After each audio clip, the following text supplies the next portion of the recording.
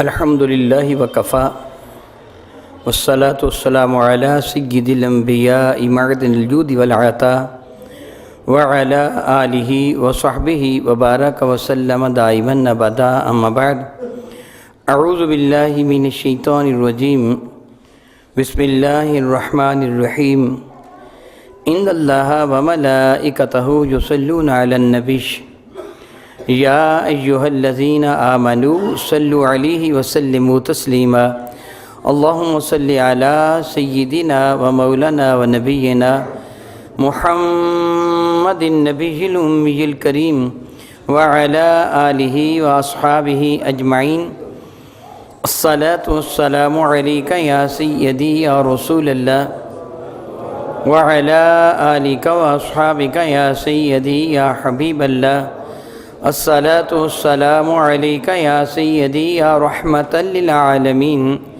وعلی آلہ و اصحابہ یا سیدی یا سیدی یا سیدی یا شفیع المذنبین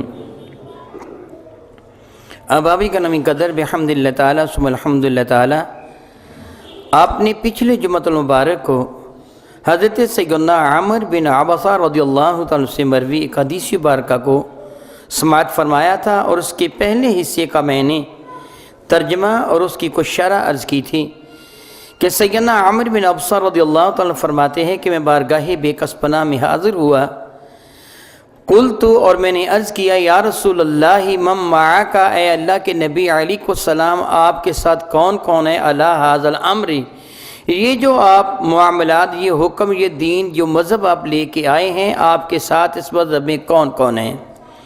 تو حضور اکرم صلی اللہ علیہ وسلم نے فرمایا تھا کہ حر و عبد، آزاد بھی ہیں اور غلام بھی۔ تفصیل میں پچھلے جمعۃ المبارک کو عرض کر چکا ہوں، اور انہوں نے عرض کیا تھا قل تو فرماتے میں نے عرض کیا مل اسلام، اے نبی محتشم رحمت عالم علیہ کو سلام ارشاد فرمائیے مل اسلام، اسلام کیا ہے؟ تو قال طیب الکلام، تو حضور نے فرمایا تھا بہترین گفتگو کرنا، اپنی گفتگو کو، اپنی زبان کو طیب بنا لینا، اپنی گفتگو کو اعلیٰ بنا لینا۔ میں پچھلی جمعۃ المبارک کو یہ وضاحت بحمد اللہ تعالیٰ اسی موضوع پہ سارا جمعہ پڑھایا گیا تھا، گفتگو ہوئی تھی کہ اپنی زبان کی حفاظت کرنا، بندہ اپنی زبان کی حفاظت کرے تو کبھی نیکیوں کے انبار کما لیتا ہے، جس طرح سیدنا ابی مالک اشعری رضی اللہ تعالیٰ سے مروی و حدیث مبارکہ کہ میرے کریم علیہ السلام نے ارشاد فرمایا سبحان اللہ تملأ المیزان، سبحان اللہ والحمدللہ تملأان او تملأ ما بین السماوات والارض۔ میرے کریم صلی اللہ علیہ وسلم ارشاد فرماتے سبحان اللہ تملأ المیزان، اگر بندہ لفظ سبحان اللہ کہہ لے، کیا بنا؟ اس میں کتنی توانائی آپ کی صرف ہوئی، کتنی محنت آپ کی ہوئی، کتنا وقت صرف کرنا پڑا، کتنی بھاگ دوڑ کرنا پڑی، کتنا زور آپ کا لگا، یہ آپ کو بخوبی علم ہے، بتانے کی ضرورت نہیں ہے۔ مگر یہ مختصر جملہ لفظ سبحان اللہ کہنے سے رب کائنات نے آپ کو اجر کیا دیا؟ میرے نبی فرماتے، صحیح مسلم کی حدیث مبارکہ ہے سبحان اللہ تملأ المیزان، جب تو اللہ کی رضا کی خاطر لفظ سبحان اللہ کہتا تو اللہ اتنی نیکیاں عطا فرماتا ہے کہ میزان عدل کا ایک پلڑا نیکیوں سے بھر جاتا ہے۔ اس کی کیپیسٹی کتنی ہے، یہ پلڑا کتنا بڑا ہے، کتنا چھوٹا ہے، اس میں کتنی چیز سما جاتی ہے۔ دوسری حدیث مبارکہ سے ثابت ہے کہ یہ پلڑا اتنا بڑا ہے کہ ساتوں زمینیں اور ساتوں آسمان ایک ترازو کے ایک پلڑا میں آ جاتے ہیں۔ غور کر نیکیاں کتنی ہیں، ساتوں زمینیں، ساتوں آسمان جس ترازو کے ایک پلڑا میں آ جاتے ہیں، تو صرف لفظ سبحان اللہ کہتا ہے تو وہ پلڑا نیکیوں سے بھر جاتا ہے۔ پھر فرمایا سبحان اللہ والحمدللہ تملأان او تملأ ما بین السماوات والارض، جب تو سبحان اللہ کے ساتھ والحمدللہ کو ملا لیتا ہے تو یوں کہہ کہ ترازو کے دونوں پلڑے نیکیوں سے بھر جاتے ہیں۔ او تملأ، یا پھر اتنی نیکیاں ملتی ہیں کہ بھر جاتا ہے ما بین السماوات والارض، ایک آسمان نہیں، سماوات جمع کا صیغہ ہے، ما بین السماوات والارض، یوں کہیے کہ سطح زمین سے لے کے آخری آسمان تک جتنی خلا و فضا ہے ساری نیکیوں سے بھر جاتی ہے۔ تو یہ سبحان اللہ والحمدللہ یہ ادا کرنے کا اختیار اللہ نے کس کو دیا؟ زبان کو۔ زبان سے ہم یہ پڑھیں گے نا سبحان اللہ والحمد للہ، اتنا جملہ کہہ لینے سے اتنے انبار نیکیوں کے ہمیں میسر آ گئے۔ یہ زبان کا کردار ہے۔ اور اگر ہم جھوٹ بولیں گے تو پھر کیا نازل ہوتا ہے؟ اس کا سبب بھی زبان بنی۔ اب تیری مرضی ہے کہ اپنی زبان کو جس طرح چاہے چلا، جی چاہے تو لائق لعنت بن جا، جی چاہے تو رحمتوں کے انبار اپنے لیے جمع کر لے۔ میرے نبی نے مختصر ترین الفاظ میں بڑے جامع انداز میں فرما دیا تھا، اپنی گفتگو کو، اپنے کلام کو، اپنی زبان کو طیب و طاہر بنا لے، یہ اسلام ہے۔ یہ کیا ہے؟ اسلام ہے۔ پھر اس صحابی نے یہ بھی عرض کیا تھا اللہ کے نبی علیہ الصلوۃ والسلام، ای الاسلام افضل، فرمایا کہ بہترین اسلام کیا ہے؟ تو میرے اور آپ کے کریم آقا نے فرمایا تھا کہ من سلم المسلمون من لسانہ و یدہ، جس کی زبان سے، جس کے ہاتھوں سے دوسرے مسلمان محفوظ رہیں، سمجھ لے کہ بہترین مسلمان ہے۔ جس کی زبان سے دوسرے مسلمان محفوظ رہیں، جس کے ہاتھوں سے دوسرے مسلمان محفوظ رہیں، سمجھ لے کہ وہ بہترین مسلمان ہے، سمجھ لے کہ وہ۔ میں اللہ سے معافی مانگتا ہوا کہتا ہوں، آج تو ہم مساجد کے جوتے بھی چرا کے لے جاتے ہیں۔ ہمارے ہاتھوں سے دوسروں کی نہ عزت محفوظ ہے نہ مال محفوظ ہے۔ ہم دھوکہ کرتے ہیں، ان ہاتھوں سے کم تولتے ہیں، ان ہاتھوں سے کم ماپتے ہیں، ان ہاتھوں سے لوگوں پر ظلم کرتے ہیں، ان ہاتھوں سے لوگوں کے ساتھ دغا کرتے ہیں، فریب کرتے ہیں، اپنی زبان سے لوگوں کو تکلیف دیتے ہیں اور سمجھتے ہیں ہم نے کچھ کیا ہی نہیں ہے۔ کسی کی ہنسی اڑاتے ہیں، کسی کا مذاق اڑاتے ہیں۔ امام غزالی رحمہ اللہ تعالی علیہ نے کیمیا سعادت میں نقل فرمایا ہے، قیامت کا دن ہوگا، ایک وہ بندہ جو عابد و زاہد تھا، متقی و پرہیزگار تھا، شب زندہ دار یا صائم النہار تھا، اللہ تعالیٰ کے حضور اسے یہ مرتبہ اور مقام میسر تھا کہ اللہ تعالیٰ نے اس کی بخشش کا اعلان فرما دیا، اس کو بخش دیا۔ اب وہ جنت میں جانا چاہے گا تو جنت کے 8 دروازے ہیں، ایک دروازے سے اندر داخل ہونا چاہے گا، اسے کہا جائے گا ادھر سے آ جاؤ، جنت میں داخل ہو جاؤ۔ یاد رکھیے، کسی کو کسی دروازے سے آواز پڑے گی، کسی کو کسی دروازے سے آواز پڑے گی۔ میرے کریم یہ ارشاد فرما رہے تھے، کسی کو کسی دروازے، جس طرح روزے داروں کو باب الریان سے بلایا جائے گا، جو اللہ کی رضا میں صدقات و خیرات دیتے ہیں وہ باب الصدقہ سے بلائے جائیں گے، کوئی باب الصلاۃ سے بلایا جائے گا۔ حضرت صدیق اکبر نے پوچھا تھا یا رسول اللہ کوئی ایسا بھی ہے جسے سب دروازوں سے بلایا جائے گا؟ میرے کریم مسکرا کے فرمایا کہ ہاں ابو بکر، میں محسوس کرتا ہوں تو انہی میں سے ہے، جسے جنت کے ہر دروازے سے بلایا جائے گا۔ کسی کو کسی دروازے سے بلایا جائے گا، کسی کو کسی دروازے سے بلایا جائے گا، اسے بھی ایک دروازے سے بلایا جائے گا۔ تو عابد و زاہد ہے، متقی پرہیزگار ہے، تو دنیا میں بڑی نیکیاں کیا کرتا تھا، جنت میں داخل ہو جا۔ جب وہ جنت میں داخل ہونے لگے گا، امام غزالی نقل فرماتے دروازہ بند کر دیا جائے گا، دوسرے دروازے سے آواز دی جائے گی ادھر سے آ جا۔ اب وہ جنت کے دروازے اتنے چھوٹے چھوٹے نہیں، کوئی 4 فٹ کا ہے، کوئی 6 فٹ کا ہے، نہیں، مشرق و مغرب کے درمیان جتنا فاصلہ ہے اتنا ایک ایک دروازہ ہوگا۔ کہا جائے گا ادھر سے آ جا، وہ دوسرے دروازے کی طرف سے جائے گا۔ میں نہیں جانتا کہ کتنا وقت صرف ہوگا دوسرے دروازے تک پہنچنے کے لیے، کتنے ماہ لگیں گے یا کتنے سال لگیں گے، یہ اللہ ہی بہتر جانتا ہے۔ دوسرے دروازے پر جائے گا، اندر داخل ہونے کا دروازہ یہ بھی بند کر لیا جائے گا۔ تیسرے دروازے سے آواز دی جائے گی ادھر سے آ جا، جنت میں داخل ہو جا۔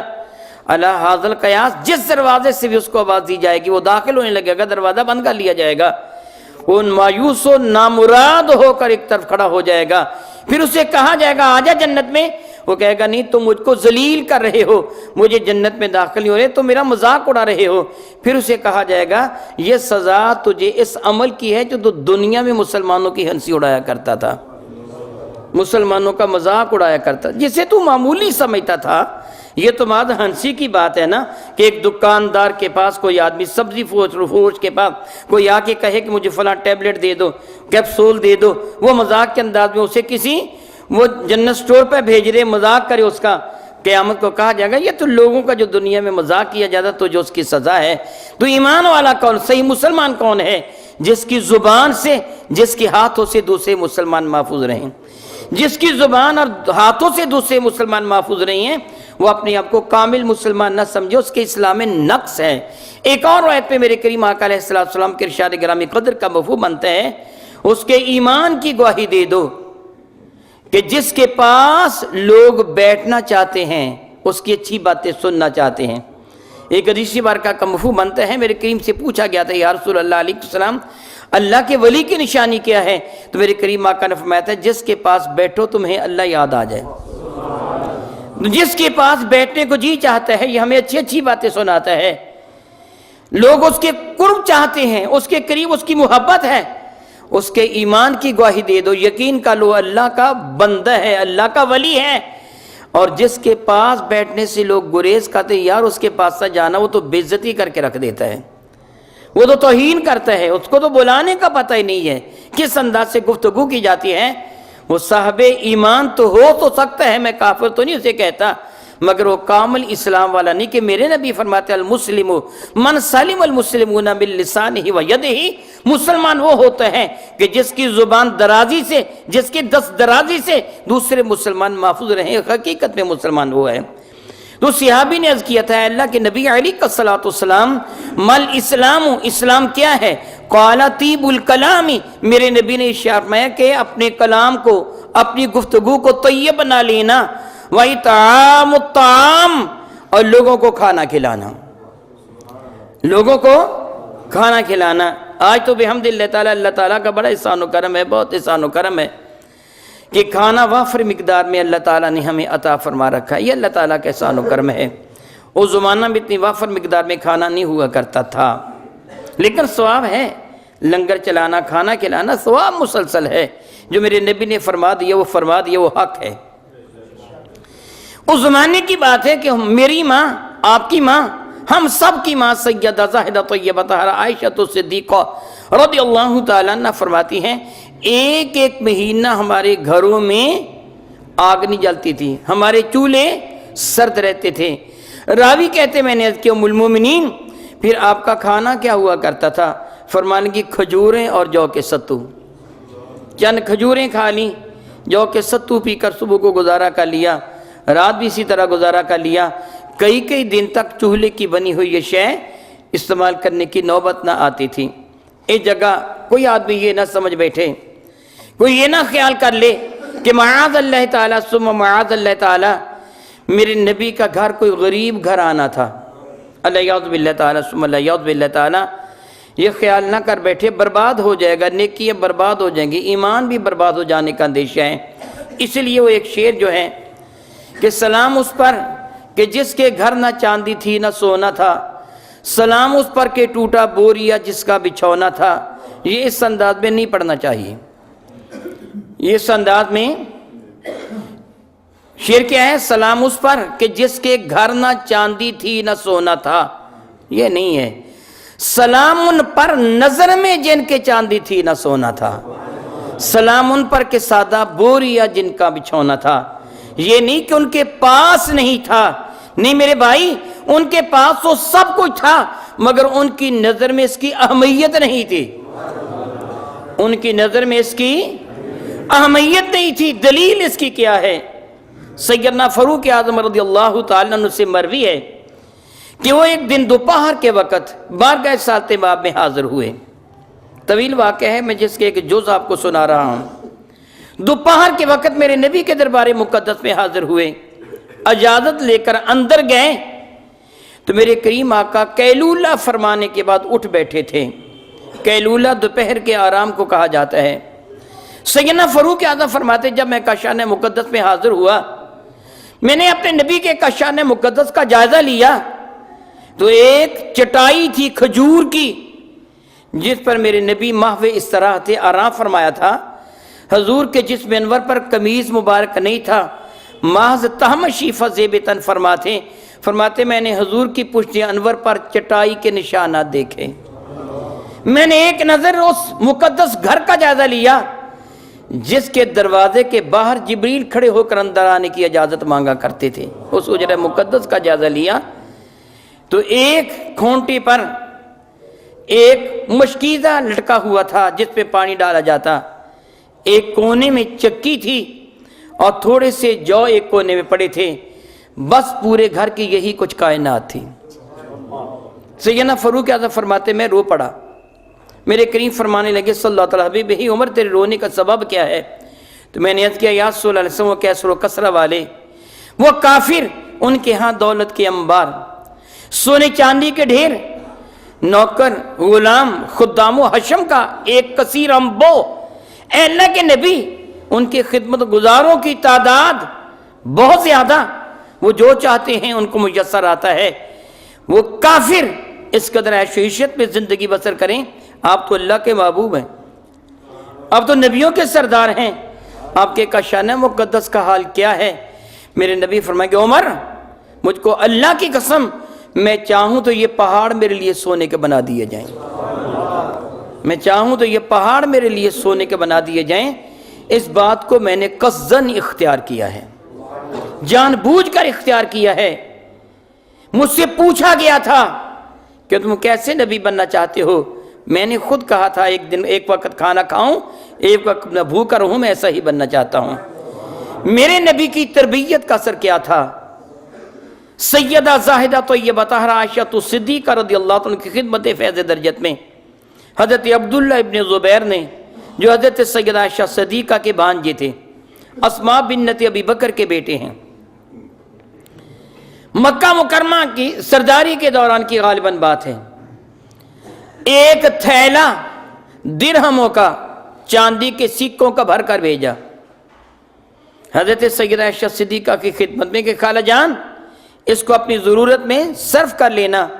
حضرت سیدہ عائشہ صدیقہ رضی اللہ تعالی عنہ نے اپنی نوکرانی کو، خادمہ کو بلایا، فرمائیں گے ایک طباق ایک تھال لے کے آؤ۔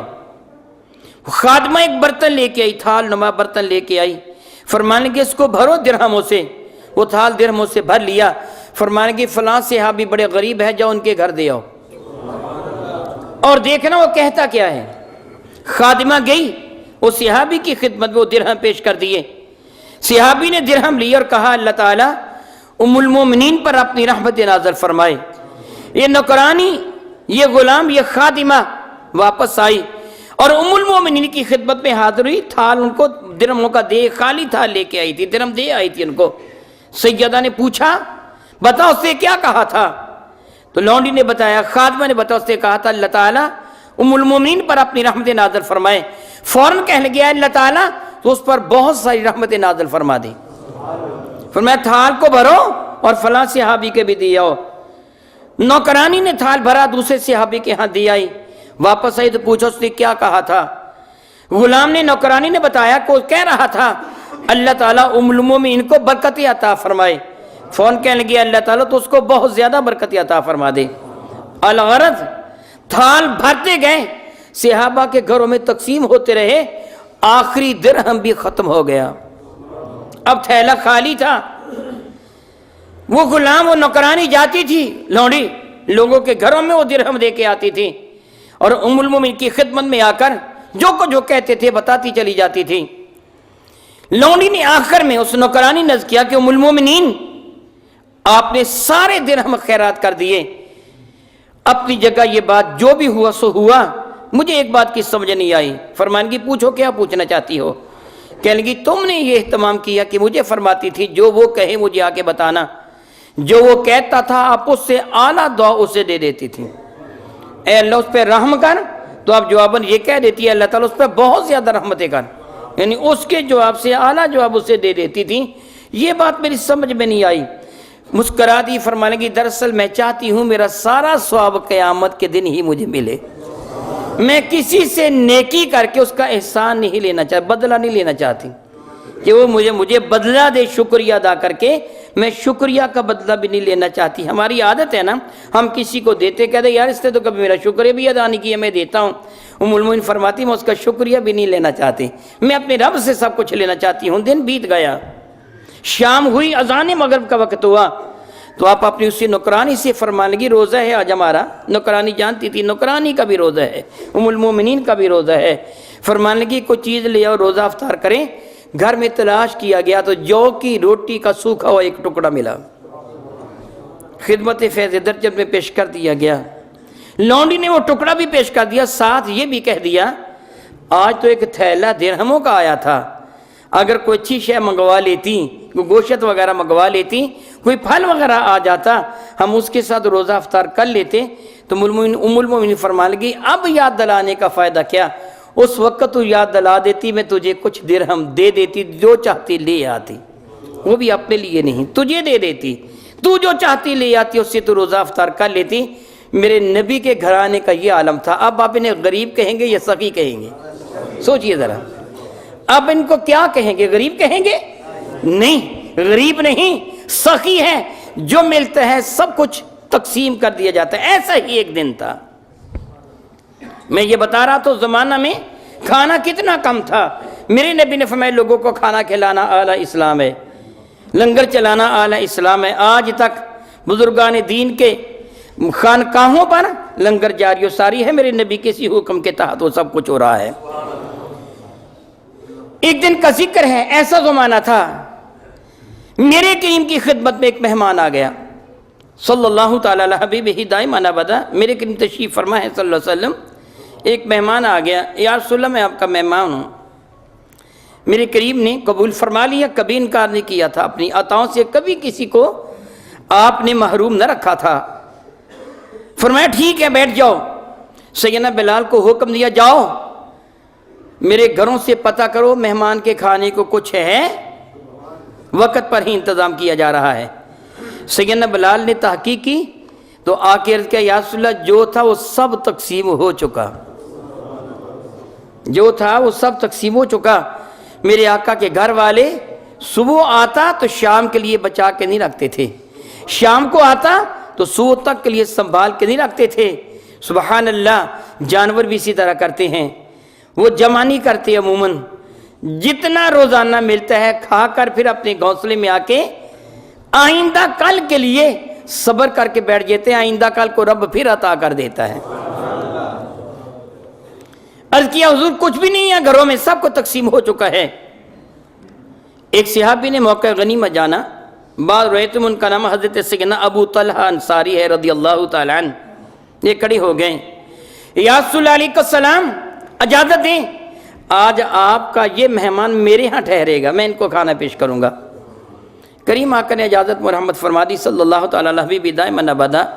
میرے کریم آقا علیہ السلام کے یہ صحابی سبحان اللہ جیسے آقا ہیں اسی طرح کی تربیت صحابہ کی بھی فرما رکھی ہے، اپنے گھر کی بھی ویسی ہی تربیت ہے۔ صحابی اپنے گھر گئے، اپنی زوجہ محترمہ سے فرمان لگے آج بڑا مبارک دن ہے، تجھ کو مبارک ہو۔ پوچھا خیر مبارک کیا آج دن ہے، کیا ہوا؟ آج خوش قسمتی سے ایک مہمان بارگاہ بے کس پناہ میں آیا تھا، میں نے مانگ کر وہ مہمان لے لیا ہے، آج وہ مہمان ہمارے گھر میں کھانا کھائے گا، اس کے لیے کھانا تیار کرو۔ اس نیک بخت خاتون نے، وہ بھی تو میرے نبی کی صحابیہ تھی، کوئی بیگانی تو نہیں تھی، اس نیک بخت خاتون نے عرض کیا کہ میرے خامد ذی وقار گھر میں تھوڑے سے جو ہیں اور بس، اگر ان کو پیس کر میں روٹی تیار کرتی ہوں تو 2 روٹیاں زیادہ سے زیادہ تیار ہوں گی، جو ایک نارمل آدمی کی غذا ہے۔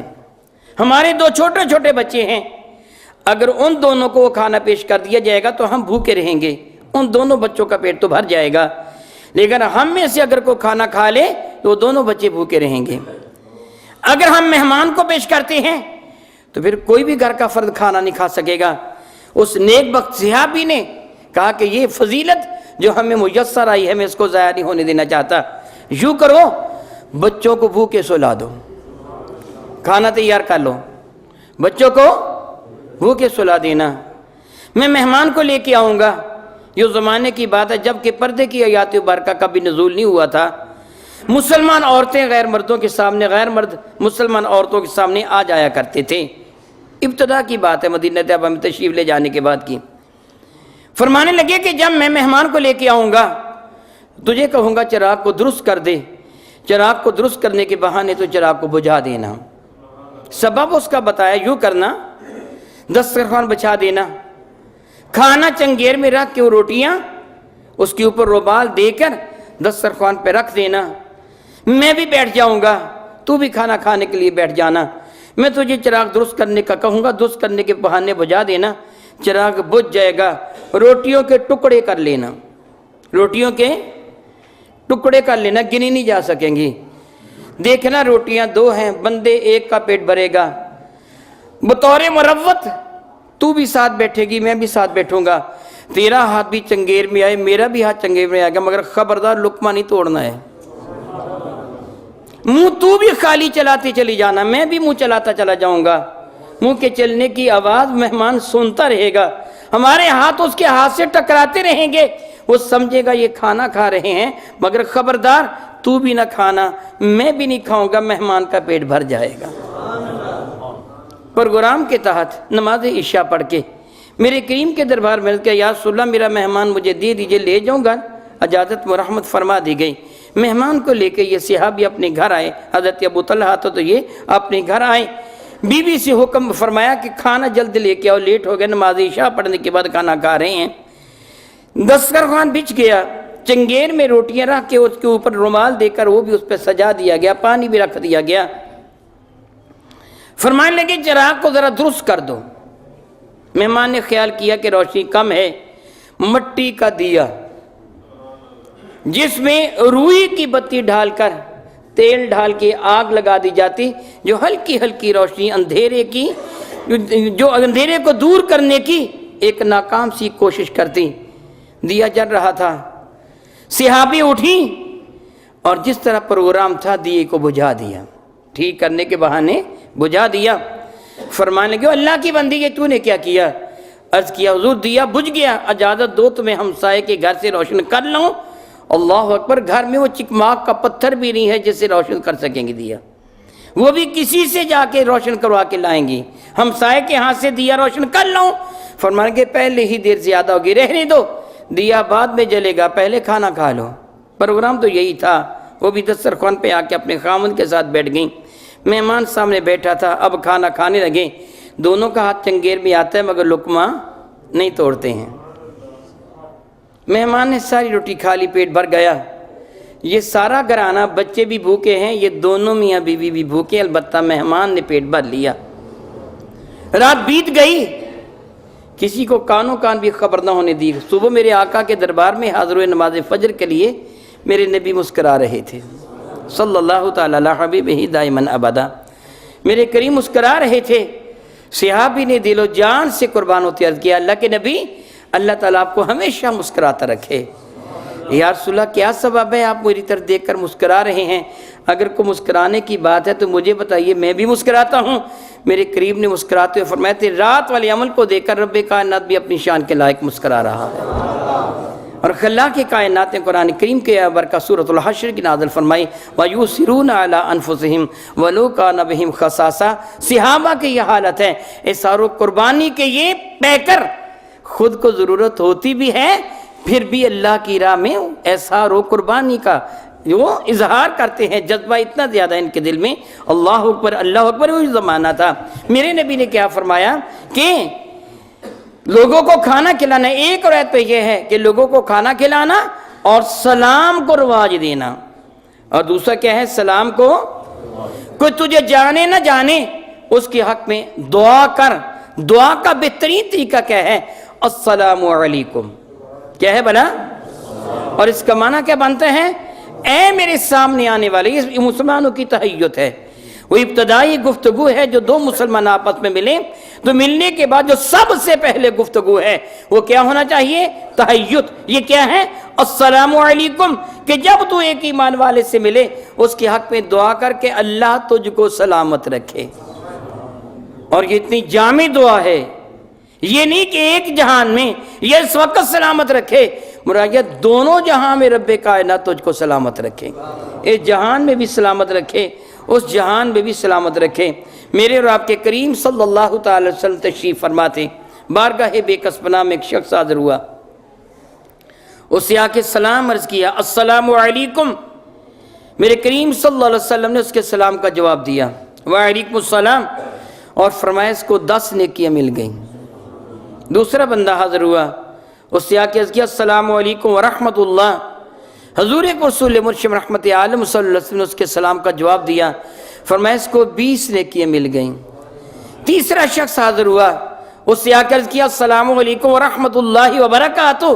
میرے قریب مسکرا دیے، سلام کا جواب دے کے فرمان لگے اس کو 30 نیکیاں میسر آ گئی ہیں۔ یہ سلام کہنا کتنا بڑا درجہ ہے، کتنا بڑا ثواب ہے۔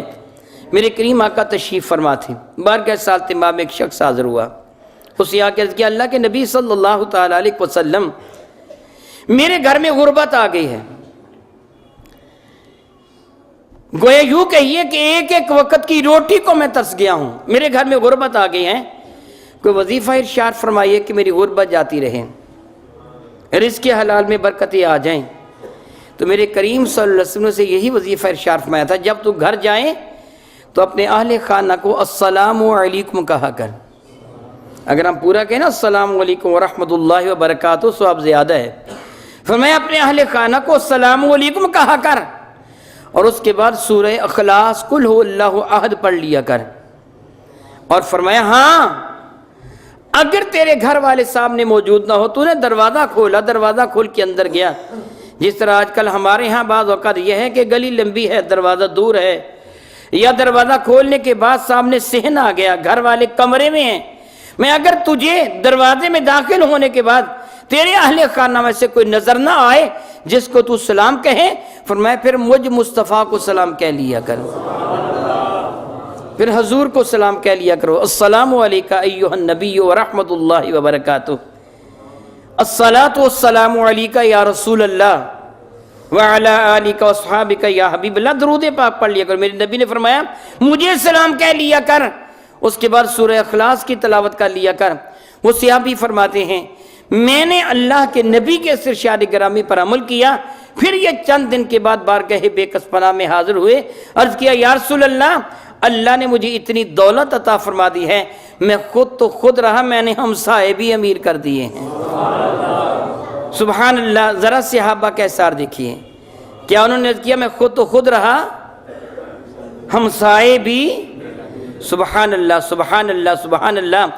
کبھی میرے نبی نے فرمایا تھا وہ ایمان والا نہیں ہے، وہ ایمان والا نہیں ہے، لیسا بمؤمن لیسا بمؤمن لیسا بمؤمن، 3 مرتبہ فرمایا تھا وہ ایمان والا نہیں ہے، وہ ایمان والا نہیں ہے، وہ ایمان والا نہیں ہے۔ صحابہ لرز اٹھے تھے کہ زبان رسالت مآب صلی اللہ علیہ وسلم سے جس بدبخت کے لیے بے ایمان کا جملہ نکل جائے، کہہ دیا جائے وہ ایمان والا نہیں، پوری دنیا سے صاحب ایمان مانتی رہے، ایمان والا نہیں ہو سکتا۔ صحابہ نے کہا یا رسول اللہ یہ کس کے لیے آپ فرما رہے وہ ایمان والا نہیں؟ میرے قریب فرما لیں گے جو خود پیٹ بھر کے سو جائے مگر ہمسایہ بھوکا ہو، وہ ایمان والا نہیں ہے۔ اگرچہ علماء فرماتے یہاں سے مراد کامل الایمان ہے، مگر یہ بھی کچھ کم وعید نہیں ہے۔ صحابہ کی عادت کیا تھی؟ وہ یہ دیکھتے تھے کہ میرے گھر کھانے کو ہے تو میرے ہمسائے کے ہاں ہے کہ نہیں ہے، اگر ہمسائے کے ہاں نہیں تو اسے بھی پیش کرتے تھے۔ اسی لیے صحابی نے کہا یا رسول اللہ میں خود تو خود رہا، میں نے اپنے ہمسائے بھی امیر کر دیے ہیں۔ میرے نبی نے فرمایا تھا کہ بہترین اسلام کیا ہے؟ لوگوں کو کھانا کھلانا اور سلام کو پھیلانا، کوئی تجھے جانے نہ جانے اس کو السلام علیکم کہیں۔ یاد رکھیے اگر ایک آدمی کہیں سے آیا باقی لوگ بیٹھے ہیں تو ان سب کو السلام علیکم کہے گا۔ چند وہ وقت ہیں، اوقات ہیں جہاں سلام نہیں کہا جائے گا، جس طرح خطیب خطبہ دے رہا ہو، میں تقریر کر رہا ہوں، خطیب خطبہ دے رہا ہو، لوگ سن رہے ہیں تو آنے والا سلام نہیں کہے گا، خاموشی سے آ کے بیٹھ جائے گا۔ لوگ نماز کے انتظار میں ہیں، تسبیح و تحلیل کر رہے ہیں، قرآن پاک کی تلاوت کر رہے ہیں، آنے والا سلام نہیں کہے گا، خاموشی سے بیٹھ جائے گا۔ اگر وہ کہہ بھی دے تو جواب دینا واجب نہیں ہے، ہاں البتہ امام آئے گا وہ اس لیے کہے گا تاکہ لوگ ہوشیار ہو جائیں اور نماز کے لیے تیار ہو جائیں۔ اذان ہو رہی ہو، باقی لوگ بیٹھے اذان سن رہے ہیں، آنے والا سلام نہیں کہے گا۔ قرآن پاک کی تلاوت ہو رہی ہے، باقی لوگ سن رہے ہیں، آنے والا سلام نہیں کہے گا۔ وضو کر رہے ہیں، آنے والا سلام نہیں کہے گا۔ ان کا کوئی خطبہ ہو، نکاح کا خطبہ ہو، وہ جمعے کا خطبہ ہو، عیدین کا خطبہ ہو، خطبہ دیا جا رہا ہو، لوگ سن رہے ہوں، وہاں سلام نہیں کہا جائے گا۔ اگر کوئی کہہ بھی دے تو جواب دینا واجب نہیں ہے، جواب نہیں دیا جائے گا، خاموشی کے ساتھ اس کو سنتے رہیں گے، خطبہ کو یا جمعہ کی اذان یا مطلقاً اذان کو یا پھر تلاوت قرآن پاک کو وہ سنتے رہیں گے، سلام کا جواب نہیں دیں گے۔ ان کے سوا ہر مسلمان کو جو جانتا ہو یا نہ جانتا ہو السلام علیکم کہنا یہ دوسرے مسلمان کا فرض بنتا ہے۔ میرے کریم آقا بچوں کو بھی سلام فرمایا کرتے تھے، چھوٹے چھوٹے بچوں کو بھی سلام فرمایا کرتے تھے۔ پورے مجمع میں ایک بندہ سلام کا جواب دے دے، سب کی جانب سے ادا ہو گیا۔ اگر آپ دیکھتے ہیں کچھ ایسے لوگ موجود ہیں جن میں مسلمان اور کافر ملے جلے بیٹھے ہیں، جس طرح آج کل عیسائی وغیرہ، یہ مرزائی وغیرہ، ایک بھی مسلمان ہو تو مسلمان کی نیت کر کے السلام علیکم کہہ دیں گے، مسلمان کی نیت کر کے السلام علیکم کہہ دیں گے، اور پھر مسلمان اس کو وعلیکم السلام کا جواب دے دے گا۔ میرے بھائی دیکھیے ہمارا دین کتنا پیارا دین ہے۔ میرے نبی سے اسلام کا پوچھا گیا، میرے کریم نے یہاں کیا فرمایا؟ نمازیں پڑھنا، روزے رکھنا، حج کرنا، زکوٰۃ کرنا دینا، اللہ اللہ کرنا، یہ ساری چیزیں بہت ضروری ہیں۔ لیکن اس جگہ میرے کریم آقا نے سائل کے مطابق وہ جواب نہ دیا، بلکہ فرمایا اسلام یہ ہے اپنی زبان کو محفوظ رکھ، لوگوں کو کھانا کھلا اور کثرت سے سلام پھیلا۔ اللہ تعالیٰ کے در ابھی یہ حدیث برکہ طویل ہے، انشاءاللہ تعالیٰ آئندہ جمعۃ المبارک کو بھی اسی کے تحت میں گفتگو کروں گا۔ اللہ تعالیٰ مجھے اور آپ کو وہ کام کرنے کی توفیق دے جس سے اللہ بھی راضی ہے اور اللہ کا نبی بھی، اور ایسے کاموں سے محفوظ رکھے جس سے اللہ ناراض ہو یا اللہ کا نبی۔ آمین ثم آمین، وآخر دعوانا ان الحمد للہ رب العالمین۔